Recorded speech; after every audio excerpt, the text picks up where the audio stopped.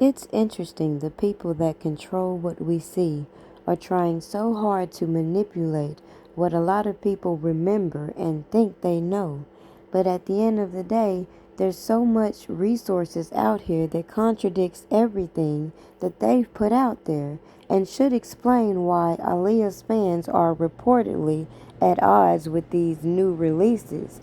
As we have pointed out, a lot of these celebrities use publicity stunts to boost their careers, and as we see with a lot of these cons, they like to attach themselves to certain stories in order to feed whatever it is they're pushing.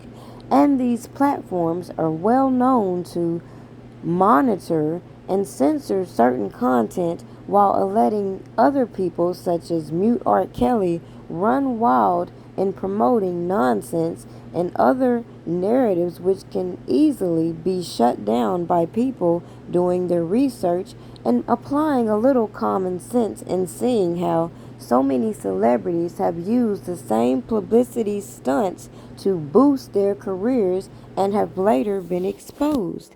But at the end of the day, does that justify how two legacies, Aaliyah and R. Kelly, have been destroyed, all in a pursuit to push an agenda right in everybody's face, and individuals' rights have been violated while people have been gassed up to perpetuate these narratives that have been wrote out over and over and over by the same individuals trying to extort this man.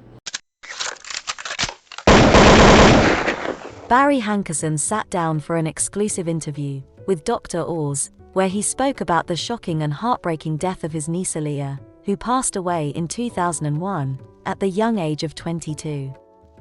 Hankerson, who was once married to singer Gladys Knight, started his label, Blackground Records, when no one would support Aaliyah. So off top, we are to believe all these people in the industry knew about Robert Kelly, however, had no problem using him to boost their career. Okay. He shared it was very typical in the music industry, because she was so very young, they didn't have the foresight to envision a year or two down the road what she could be. They didn't want to put the time in to develop an artist. It was all about instant talent at the time, and getting the artist on a record. The day Aaliyah died, Hankerson said he was on his farm in Georgia when he got the phone call from the video director Hype Williams, saying the singer was gone. He said he was devastated. He immediately called Minister Farrakhan. He asked the minister if he could please call God. Could he talk to God? The minister would then reply that there was nothing he could do. Meanwhile, Farrakhan is on record saying he had a 3 to 4 hour meeting with Robert Kelly, warning him about Barry.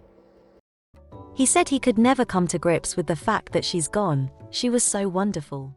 She was so wonderful that they set her up on this janky ass flight, and then this uncle collected on her death and cut her family out of her future profitable music.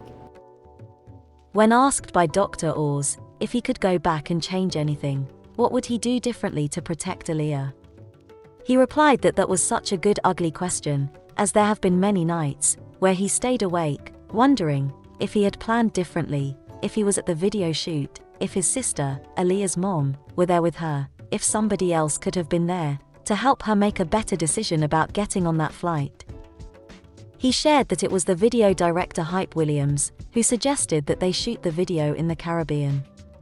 In all honesty, he said he didn't want to use the director, but there was a push from her mom, who was her manager at the time, to do a video with Hype, even though he was totally against it. As you listen to these people talk, you hear constantly them pointing the fingers as to who did what and who's accountable for this. Meanwhile, when we see R. Kelly's trial, we're expected to believe that he is the sole person that should be held accountable, when all of these people are given these platforms to talk about what everybody knew, and we clearly see there's a battle between this estate with Aaliyah playing out right in our face. And obviously, Barry Hankerson is the master manipulator trying to debo this whole thing when it comes to the music versus her image, because he controls the music, whereas her brother and mother control the estate. So at the end of the day, the fans are divided because clearly the person orchestrating the music, Barry Hankerson, and those running the estate are not on the same page.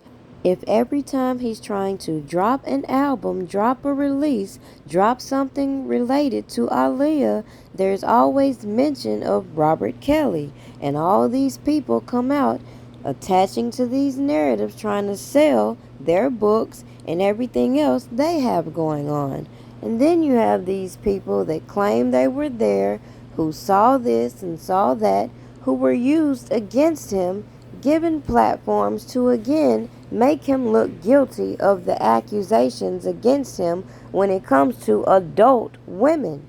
But those that are just running with what everybody tells them bypass all the obvious facts that can readily be pulled up, all the information that is always overlooked to feed the narratives of these con artists, and overlook the clear corruption with this whole case in general, and show you that all these people should be in question as conspirators for this whole conspiracy against Robert Kelly, and look a little deeper into those they're really trying to protect, and use these people who are now being promoted to shield their friends, while some people call them out and others are distracted.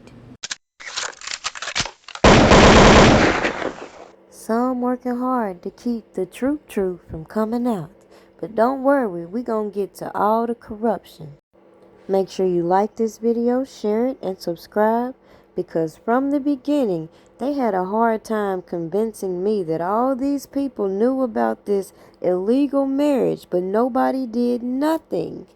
Meanwhile, we all had to watch this prosecutor, Kim Foxx, solicit these so-called victims, conspire with these extortionists, and obviously drop the ball in other cases which could affect Robert Kelly as well.